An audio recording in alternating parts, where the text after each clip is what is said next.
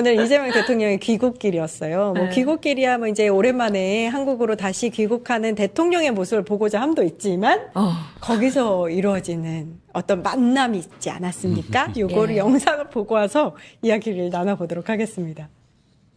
예. 지금 보시면은 이제 대통령이 김혜경 여사와 함께 계단을 내려오는 모습이고요. 아까 이제 잠시 지나갔는데 아래쪽에 일렬로 도열해 있는 네, 김민석 총리도 보였었고요. 더불어민주당 지도부가 다 서 있습니다.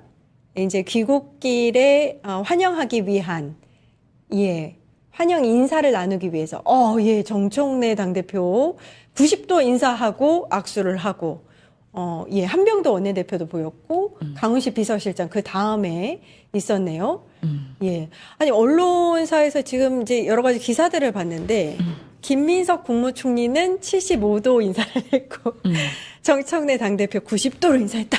뭐 이렇게 각도 논쟁이 또 벌어졌다고 하더라고요. 어떻게 보셨어요? 폴더 인사했네요. 그러니까. 그동안의 앙금과 여러 가지 왜 초대받지 못했느냐라는 거에 대한 비판이 있다 보니까 이번에 내가 제대로 친명으로서의 모습을 보여주겠다라고 작정하고 오신 것 같아요. 정청래 당대표가 폴더 인사하는 건 거의 못 봤는데요. 처음 봤어요, 진짜. 그렇죠. 네. 그렇기 때문에 와 이번에 정말 제대로 만회하려고 오셨구나.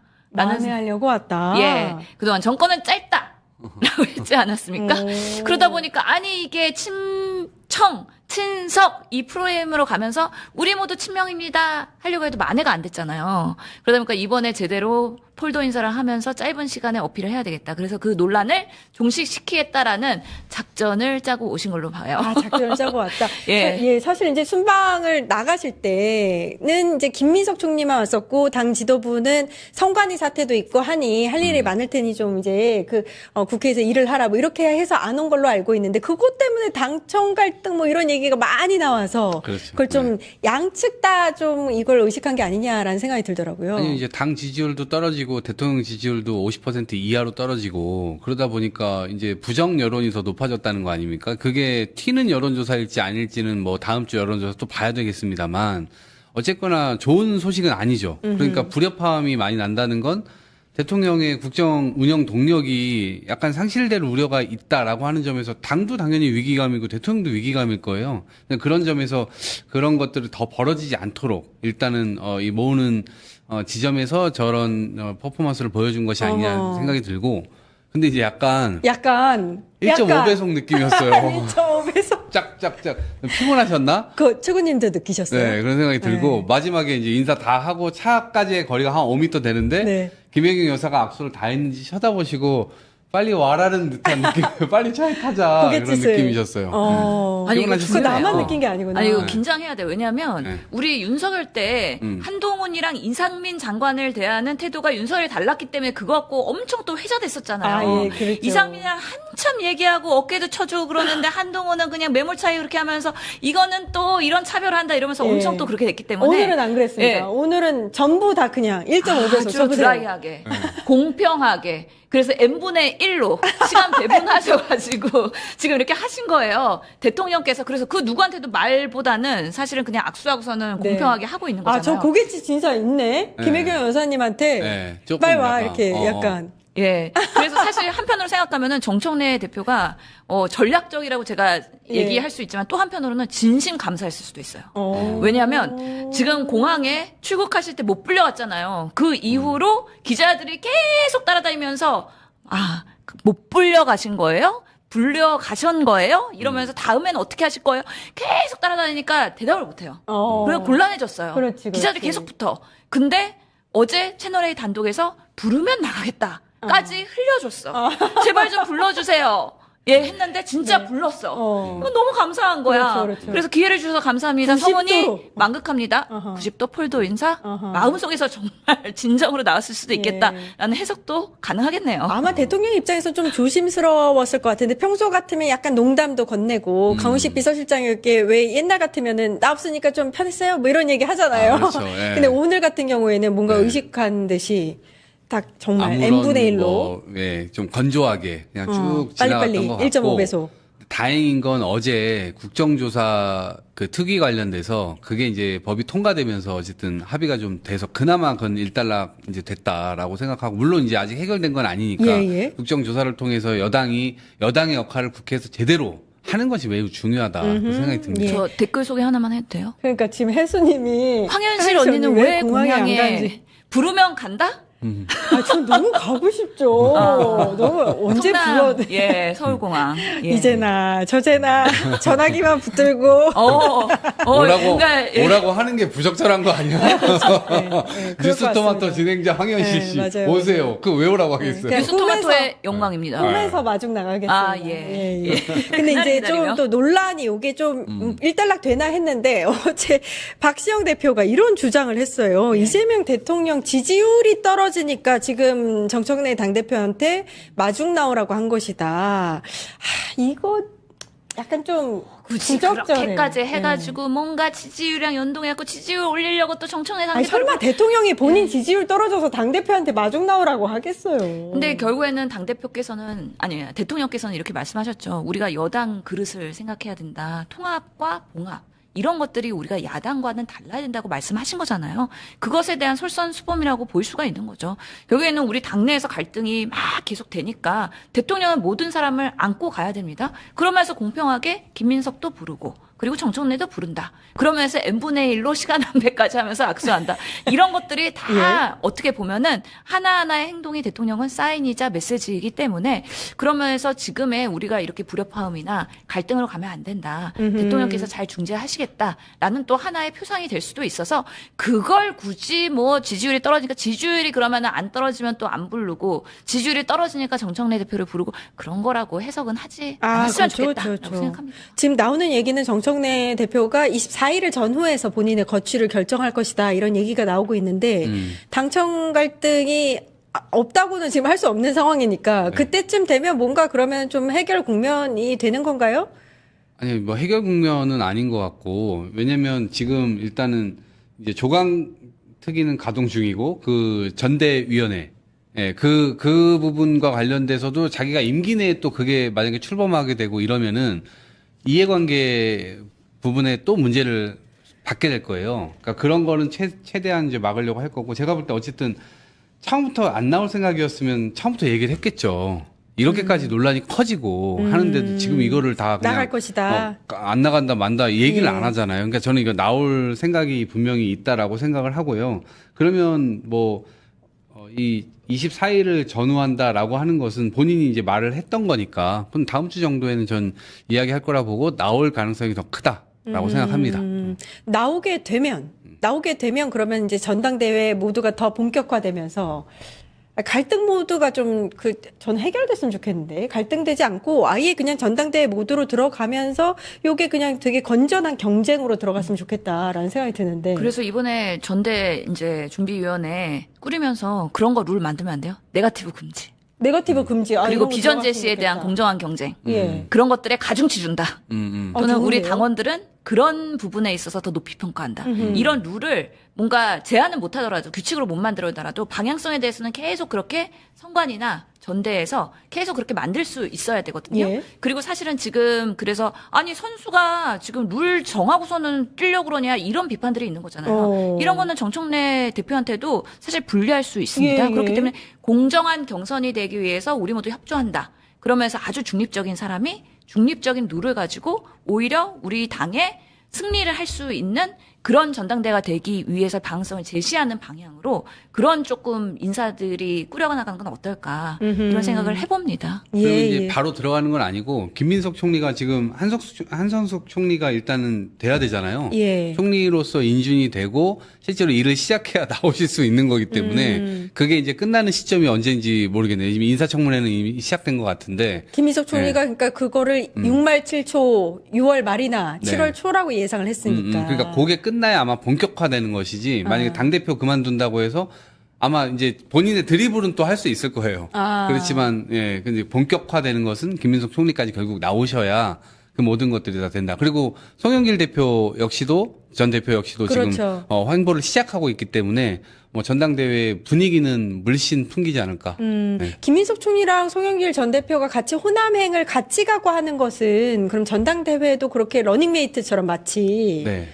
뭔가 이제 같이 움직이는 것 자체도 좀 의미 부여를 하더라고요. 많은 근데 분들이. 뭐 지금 런닝메이트로 움직인다기보다는 그래도 약간 동지적 관점에서 뭐 뭔가 그런 눈짓은 서로 주고받고 있는 것 같다는 느낌? 어허. 네, 그게 뭔진 모르겠지만 아무튼 우리 네. 함께. 그리고 뭐 호남을 짠 것도 그거는 뭐 얘기해서 짠 건 아닌 것 같고 우연히 그게 마주 떨어진 것 같고 그런 과정에서 어쨌든 호남 사람들이 우리 당원들이 지금 이 전당대회나 이런 것들에 앞서서 이제 치러진 이 지방선거 이런 부분을 어떻게 생각하고 지금 당내 문제 어떻게 생각하고 앞으로 당대표가 어떤 모습으로 가야 되지 이런 걸 경청하기 위해서라도 호남행은 아마 자주 갈 거예요. 네, 당권 주자들이. 그러니까 사실 민주당한테는 호남의 민심이 굉장히 중요한 게 당원의 한 35%가 호남에 맞아요. 있어서 지난 전당대회 때 정청래 당대표가 박찬대 당대표 당시 후보를 경쟁을 하면서 호남에서 굉장히 많은 표를 얻어서 당선이 됐었어요. 예, 호남 민심은 또 다를 수가 있기 예. 때문에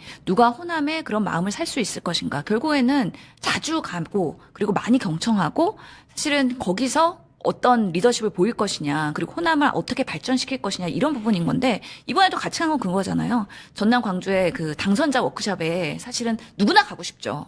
당선인들이기 때문에 기초나 광역을 다 책임지고 가셔야 되는 주역들이기 때문에 그런 분들과의 라포를 통해서 전남 광주 통합특별시를 어떻게 발전시킬 것인가, 그건 매우 비전 제시에 있어서는 중요한 그런 워크숍이었기 때문에 그런 부분에 있어서는 공동의 행동을 하는 거는 나쁘지 않다라고 생각을 하고요.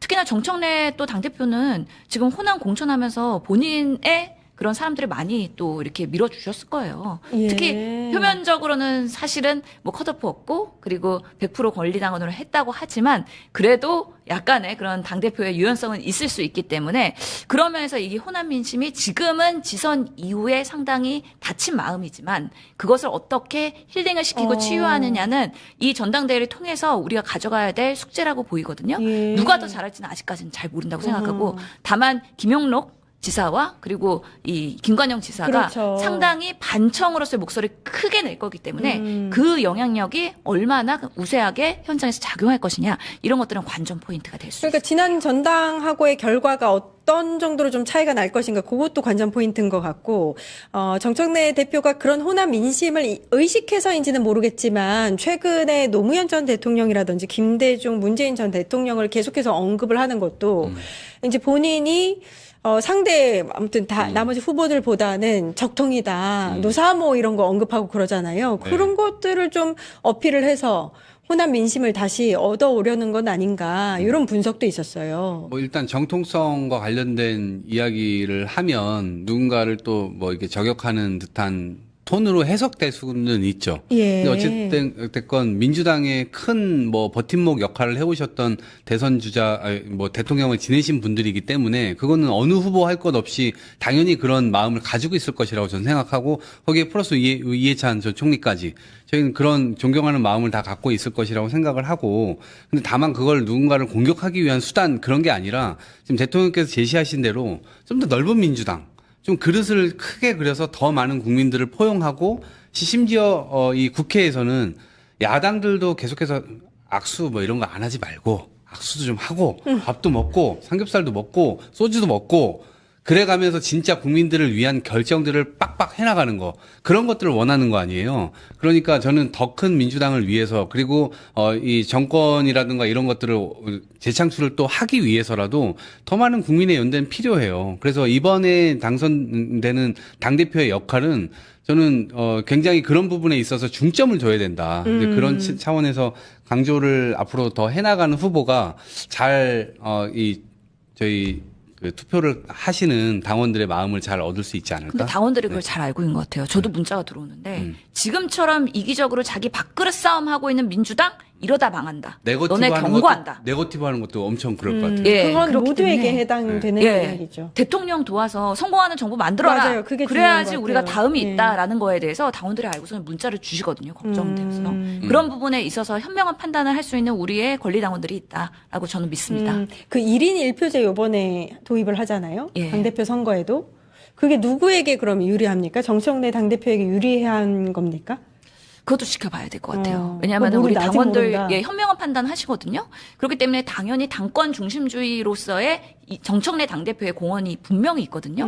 그럼에도 불구하고 지금 딴개 이쪽으로 김어준 요렇게 올인하고 있는 모습들이 당원들이 봤을 때는 이거 너무 편협적인데 너무 편파적인데 이렇게 가면은 민주당이 큰 그릇이 안 되는데 이런 우려도 분명히 있거든요. 그렇기 때문에 새로운 민주당을 계속 만들어야 된다라고 생각하는 비저너리한 그런 지지자들도 권리당원의 입장에서는 항상 정청래 대표만을 지지하는 게 우위가 아니다라는 생각 갖고 있어서 앞으로의 레이스가 매우 중요하다. 캠페인 과정에서 어떤 메시지와 누가 정말 민주당을 재창출할 수 있을지에 대한 그런 판단을 받아봐야 된다고 저는 생각합니다. 그렇군요. 예. 이제 대통령 오면 네. 마중 나가야죠. 마중을 나가야 됩니다. 네. 근데 이제 이번에 순방 나가실 때 배웅할 때 그림이 과거와는 달랐었잖아요. 네. 원래는 당 지도부, 당 대표가 나가서 순방 가는 대통령께 인사를 하고 이제 그 사이에 사실 총리는 어쨌든 대통령이 외국 나가면 내치를 해야 하니까 배웅하는 자리에는 안 나왔었단 말이죠. 네. 근데 이번에는 당 대표는 빠지고 총리가 이재명 대통령 왼편에서 저렇게 배웅을 했었죠. 출국할 때. 네, 출국할 때. 그래서 왜 당대표는 안 오냐. 갔냐. 근데 이제 청와대 설명이 있긴 있었잖아요. 뭐 중동 전쟁 상황이 심각하고 뭐 이런 당내 하니까 네. 바쁜 거 많으니까 꼭 안 와도 된다라는 취지로 전달을 했고 정청래 대표는 진짜 안 갔죠. 자, 근데 이번에 그럼 마중 나갈 때는 어떻게 할래? 라고 어제 이제 당에다 물어봤더니 어제 오전까지만 해도 아직 청와대에서 연락이 온 게 없는데 이렇게 얘기를 했고 정청래 대표 측 발로 부르면 갈 거야 이런 기사가 나왔어요. 네. 그리고 나서 어제 저녁에 대통령실 발로 청와대 발로 강유정 대변인이 이번 마중 자리에 당 지도부가 참석하기로 했다라는 공지가 떴습니다. 네. 그 명심을 누구보다 잘 꿰뚫고 계시리라 생각하는 우리 김용 전 부원장님이 보실 때는 대통령이 오지 말라고 한 거예요?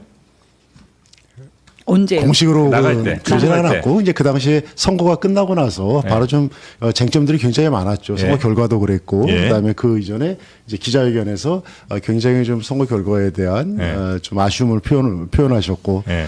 또 올림픽공원에서 참정권 관련해 가지고 이 국민들의 젊은 청년들의 이 분노가 뭐 거의 뭐 초반에 불타올랐고 이런 네. 여러 가지 상황 때문에 조금 좀 부담을 느끼지 않아요. 조용하게 나가자 이렇게 의사결정을 했다는 게 정설 같습니다. 그건 맞는 것 같은데 이제 워낙 이게 논란이 커져버리니까 네. 논란이 커져보니까 이번에는 어떻게 이제 강유정 대변인 공식으로 이렇게 말씀하신 거는 그만큼 네. 그 문제를 인식하고 있다는 거죠. 그래서 저는 개인적으로 이게 뭐 누가 마중 나가고 마중 안 나오고 이게 중요한 게 아니라 사실은 이 지방선거의 결과와 그다음에 이거를 갖다가 뭐 반성하고 그다음에 개선해서 그다음 이거를 봉합해가면서 다시 도약할 수 있는 이런 준비들이 사실은 굉장히 중요한 부분인데 이런 게 희석되고 공항에 갔네 안 갔네 그다음에 누가 이렇게 갈라지는 이런 모습들 네. 그다음에 최근에는 굉장히 뭐 그런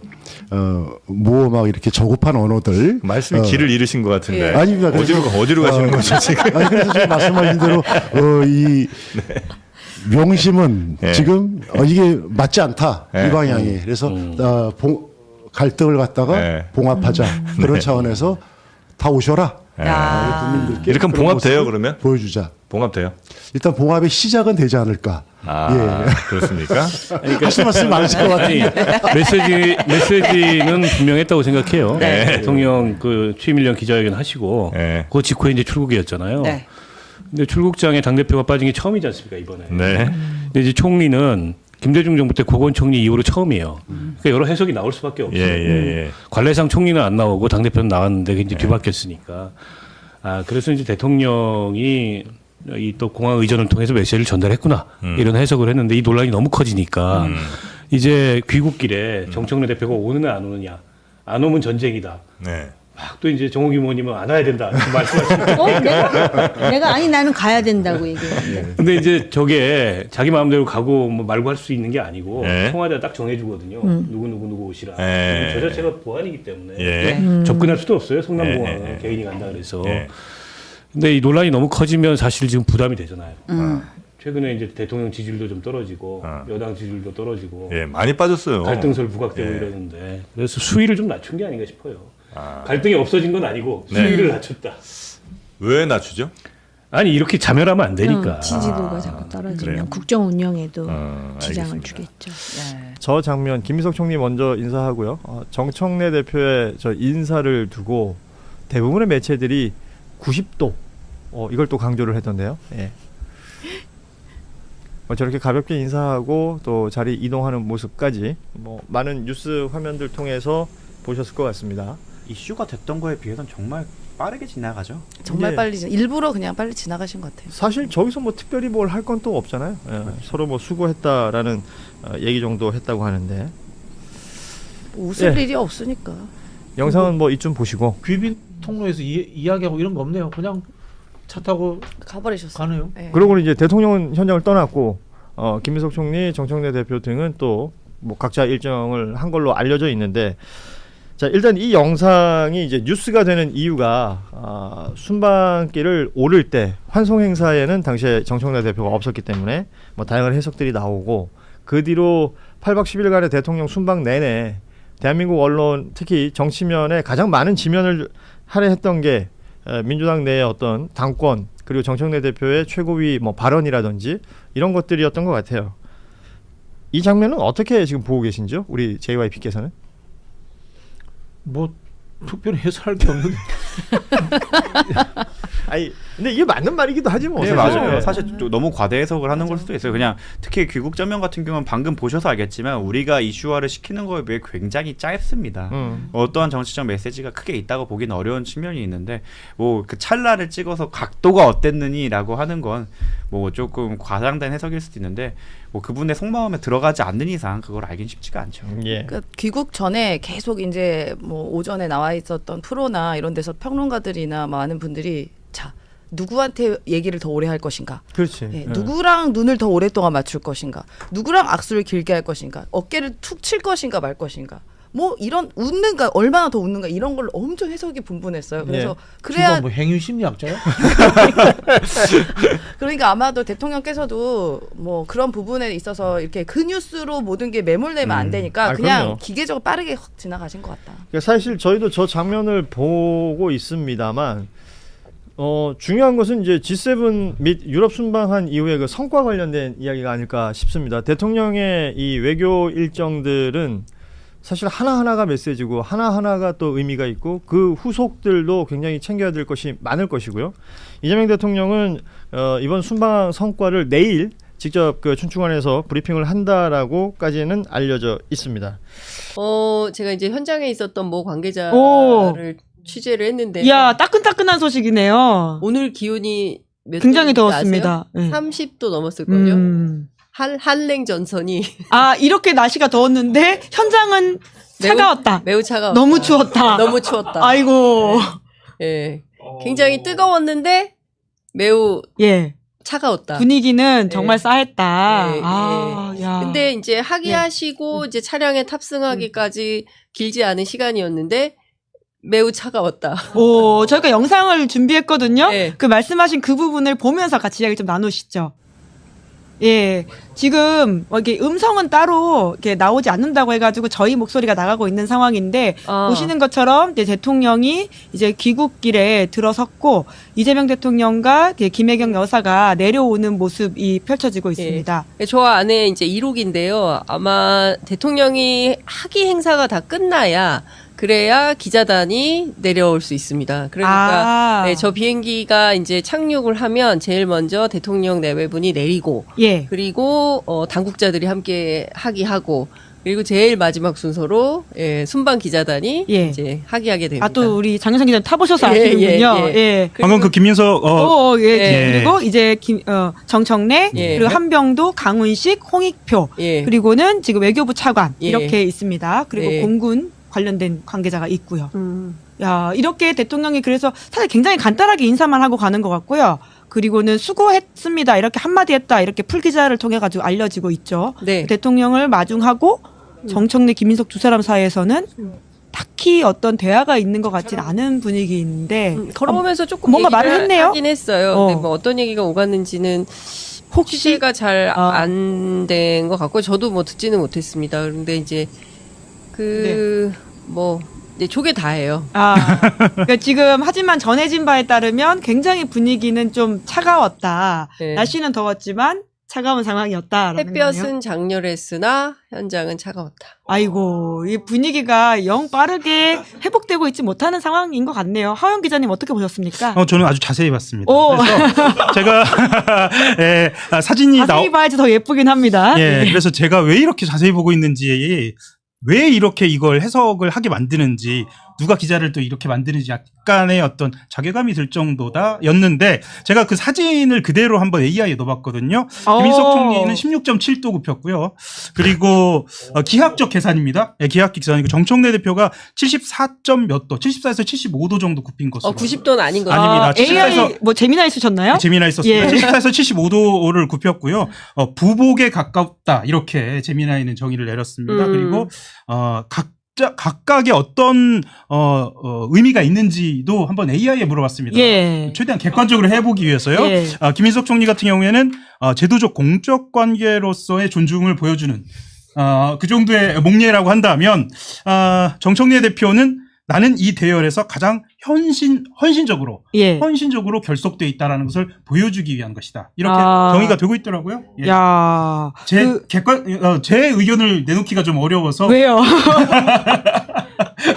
굉장히 예민한 문제 아니겠습니까? 그래서 AI에 넣어봤는데 아마 이 의견에 모두가 AI를 빌어서 자기가 빠져나가는 각자의 메시지가 아닐까 싶습니다. 지금 진짜 뭐 오늘로써 여튼 대통령이 그 정청래 대표와는 뭔가 테러를 열어줬다라는 식의 메시지를 해석하시는 분들도 계시던데 어떻게 보세요?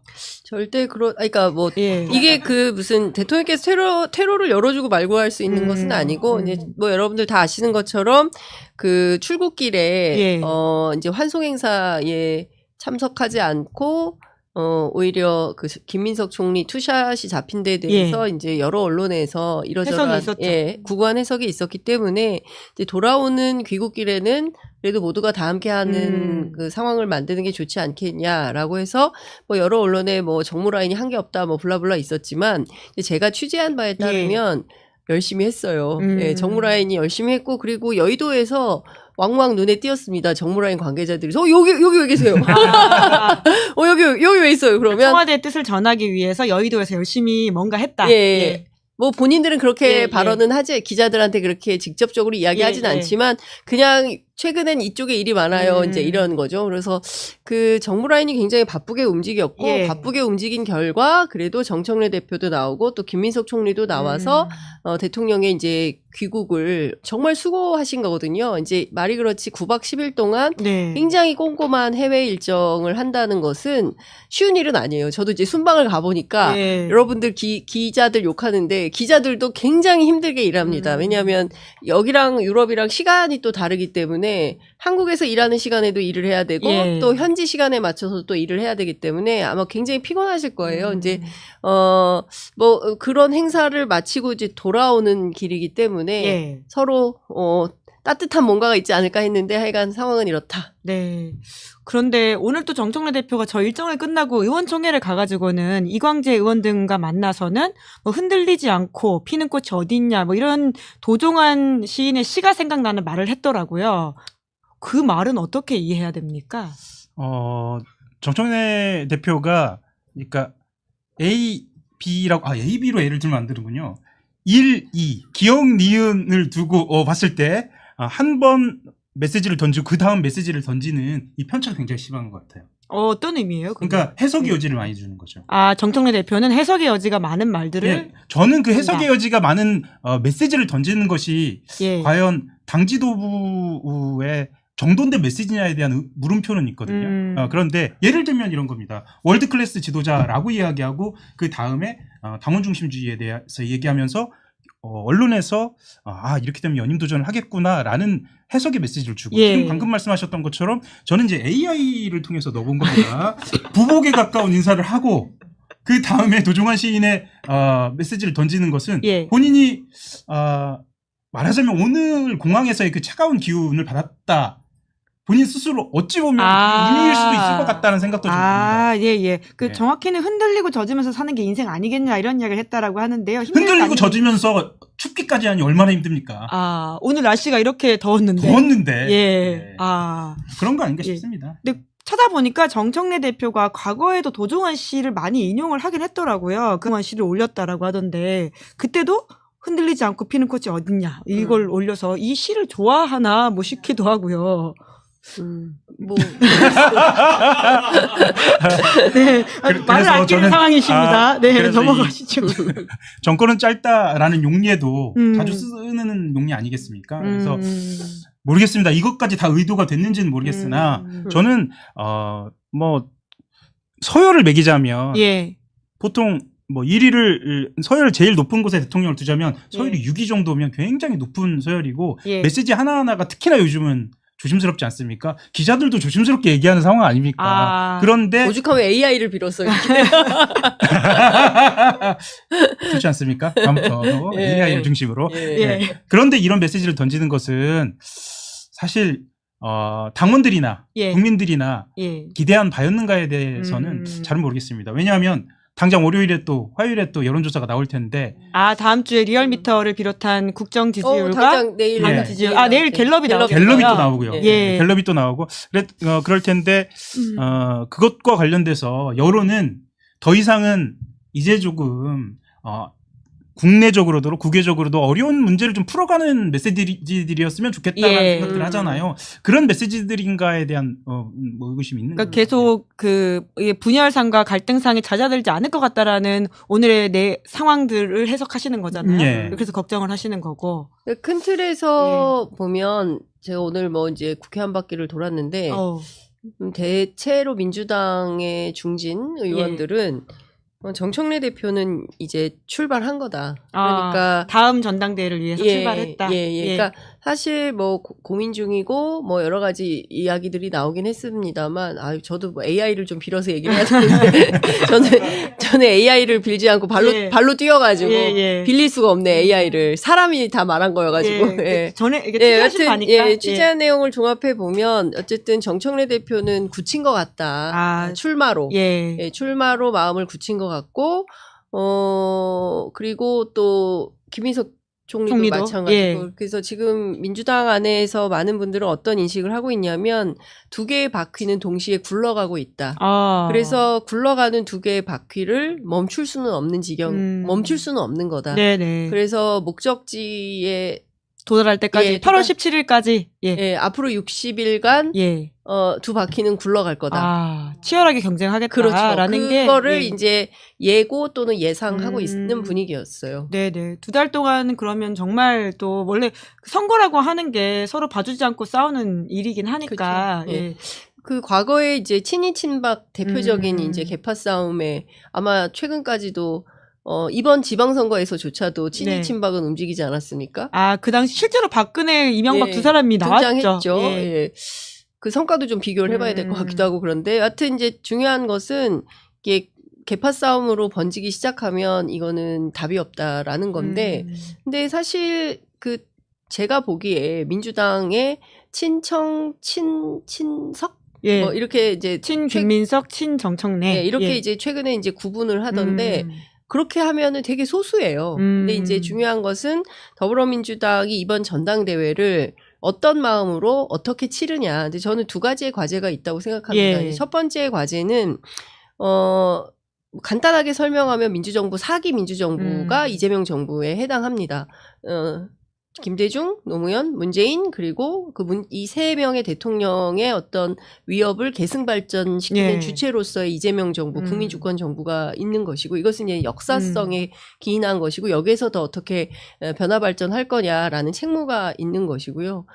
그리고 이제 또 하나의 시대적 과제는 지금까지 못했던 것을 새롭게 더 크게 발전시키려면 이제 일종의 외연 확장 같은 것이 필요한데 이 외연 확장의 무게감을 이재명 대통령이 상당히 많이 갖고 계신 거고 그렇게 해서 파이를 자꾸 키워야 된다. 네, 중도 네. 보수까지도 포괄하는 그런 이제 큰 정당이 되어야 된다. 이제 이런 거고 여기에서 이제 서로 판단과 생각이 다른 지점들을 어떻게 소통하면서 예. 정책과 의제 중심의 전당대회를 치르느냐. 그게 아니라 너 옛날에 이랬지, 너 옛날에 이런 거 있었지라고 해서 과거를 다 일종의 파묘? 네. 최근에 이제 파묘 선거 뭐 이렇게 얘기하는데 그런 방식으로 치르느냐에 따라서 이 전당대회는 완전히 다른 전당대회로 귀착될 수 있다. 네네. 그래서 저는 전자를 선택하는 것이 민주당에게 굉장히 유리한 거다. 예. 후자를 선택하게 되면 서로 다 지는, 다 죽는. 이러다 우리 다 죽어. 오히려 야당만 도와주는 격이 될 맞습니다. 것이다. 예. 평택에서 보지 않았습니까? 그래서 예. 그런 걸 되풀이할 건지 아니면은 울산 모델로 할 건지 이 부분에 대해서 이제 더불어민주당이 선택할 일이죠.